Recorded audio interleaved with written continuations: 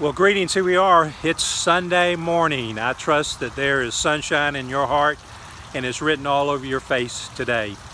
But for some, you may be dismal, emotionally saddened.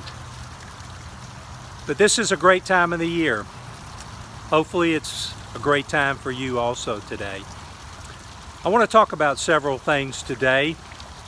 Depending on where you are, you may be on one side of the spectrum, emotionally sad, or you may be on the other side, emotionally glad. But today I want to reference this time of the year. Many of us will be settled in with family. We call it Thanksgiving. Truly there should be gratitude within our hearts. And yet in a fast-paced world, lots of things are bidding for our time. We're so busy. We tend to neglect and think about those things that really are simple and yet really are great. So let me reference a couple of things.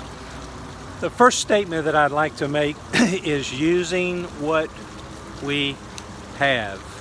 No matter where you are in this walk of life, whatever your biological age is, use what you have. I've often thought, as well as I've heard from many others, if only I had this or that. But the simplicity of it all is using what we have.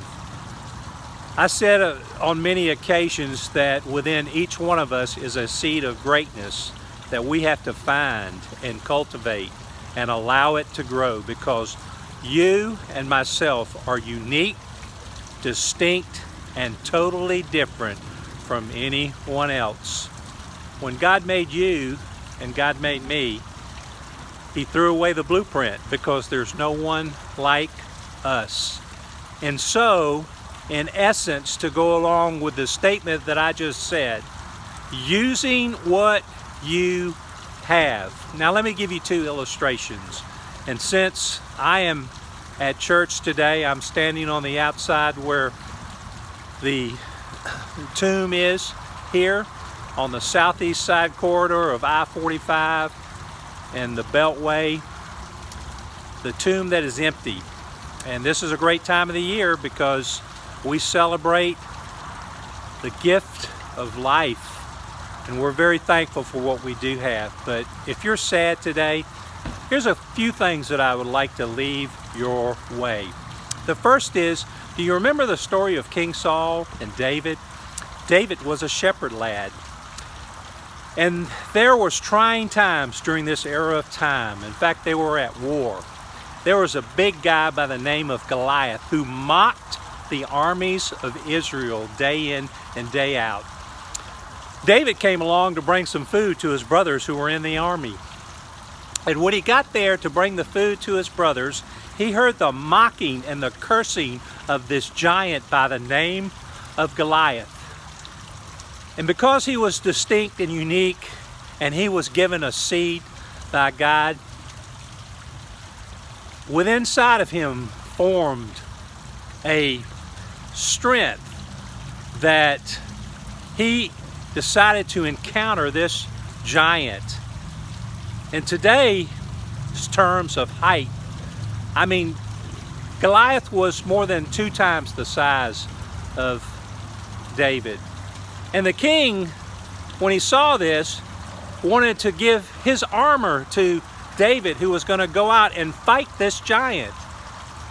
And David tried it on and could not utilize it at all. What am I saying is that when we wish for other things or want to be like someone else, you know what? We need to pause for a moment and realize, just as David had to realize when he tried on King Saul's armor, it was not for him, because he is unique and distinct. And so he used what he had. And all he had was a sling and 5 stones. But because God was behind this uniqueness and distinctness of David, you know the rest of the story, that he slung that sling around, and that stone perpetrated the forehead of Goliath, and he fell to the ground in death.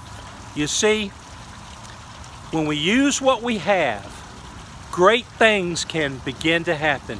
Even though we are emotionally sad, you say today, Barry, all I have is the shirt on my back. Well, use what you have.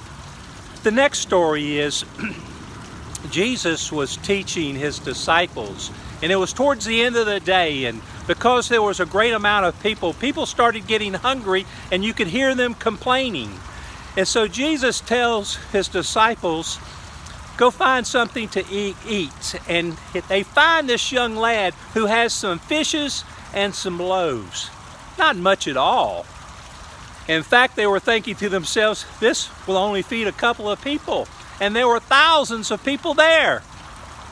But the moral of the story is, because they used what they had, we know that they had many baskets left over with the thousands and thousands of people that were there.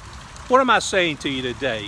Wherever you are today on this Sunday, wherever you are this time of the year, Thanksgiving, use what you have.